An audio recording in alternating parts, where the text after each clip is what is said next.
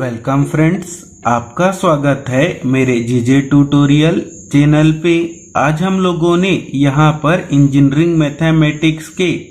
Laplace transform से एक नए टॉपिक को लिया है, जो कि क्या है,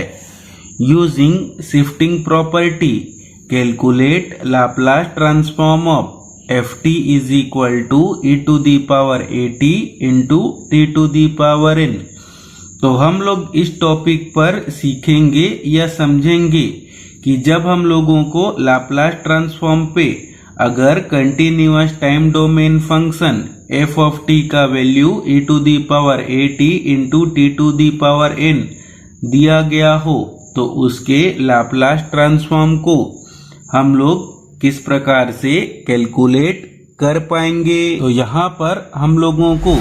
लाप्लास ट्रांसफॉर्म कैलकुलेट करने के लिए continuous time domain function f of t का वैल्यू कितना लेना है, तो लिखेंगे f of t is equal to e to the power at into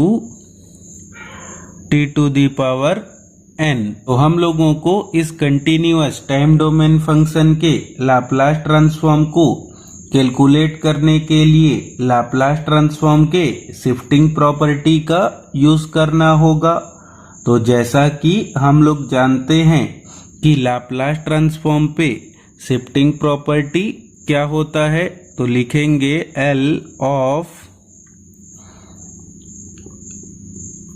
e to the power at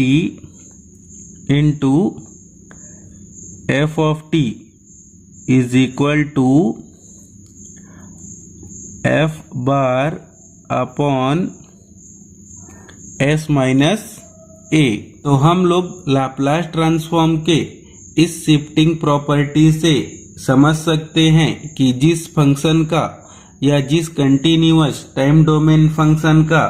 हम लोगों को लाप्लास ट्रांसफॉर्म कैलकुलेट करना हो और उसके साथ e to the power at multiply हो, तो जो कंटिन्यूअस टाइम डोमेन फंक्शन का लाप्लास ट्रांसफॉर्म होता है और उस लाप्लास ट्रांसफॉर्म पे जो s वाले टर्म होते हैं, उस s वाले टर्म को हम लोगों को किससे रिप्लेस करना होता है, s माइनस a से। तो अब हम लोग यहाँ पर आगे इस कंटिन्यूअस टाइम डोमेन फंक्शन के लाप्लास ट्रांसफॉर्म को कैलकुलेट करेंगे। तो कितना लिखेंगे, L of e to the power at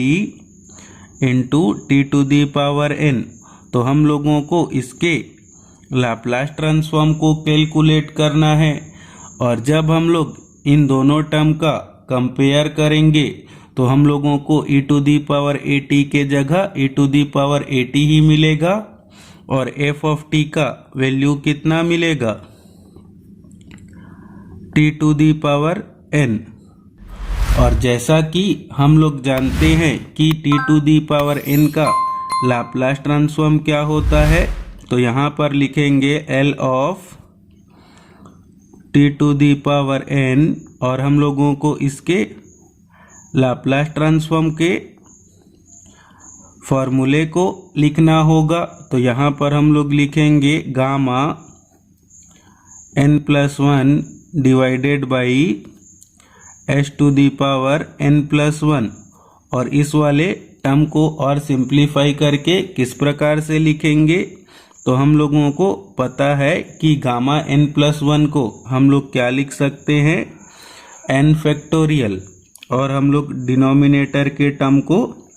वैसा का वैसा ही लिखेंगे। तो कितना हो जाएगा, s to the power n+1। और अगर आप लोग समझना चाहते हैं कि t to the power n के लाप्लास ट्रांसफॉर्म को किस प्रकार से कैलकुलेट किया जाता है, तो आप लोग मेरे YouTube चैनल के प्लेलिस्ट पर जाकर चेक करें। मैंने t to the power n के लाप्लास ट्रांसफॉर्म को कैसे कैलकुलेट किया जाता है उसको समझाया है। अब हम लोगों को यहाँ पर e to the power at into t to the power n के लाप्लास ट्रांसफॉर्म को कैलकुलेट करना है। तो यहाँ पर हम लोग शिफ्टिंग प्रॉपर्टी का यूज करेंगे। तो शिफ्टिंग प्रॉपर्टी के अकॉर्डिंग जो भी टाइम डोमेन फंक्शन होगा और उसका जो लाप्लास ट्रांसफॉर्म होगा और उस लाप्लास ट्रांसफॉर्म पे जो s वाले टर्म होंगे उस s वाले टर्म को शिफ्टिंग प्रॉपर्टी के अकॉर्डिंग किससे रिप्लेस करना होगा, s माइनस a से। जब हम लोग यहाँ पर e to the power at into t to the power n के लाप्लास ट्रांसफॉर्म को कैलकुलेट करेंगे तो जो t to the power n का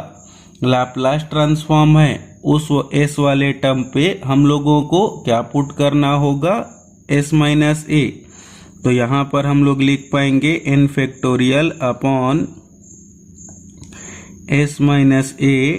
to the power n plus 1। इसी के साथ ही हम लोगों का यह टॉपिक कंप्लीट हुआ, जिस पर हम लोगों ने सीखा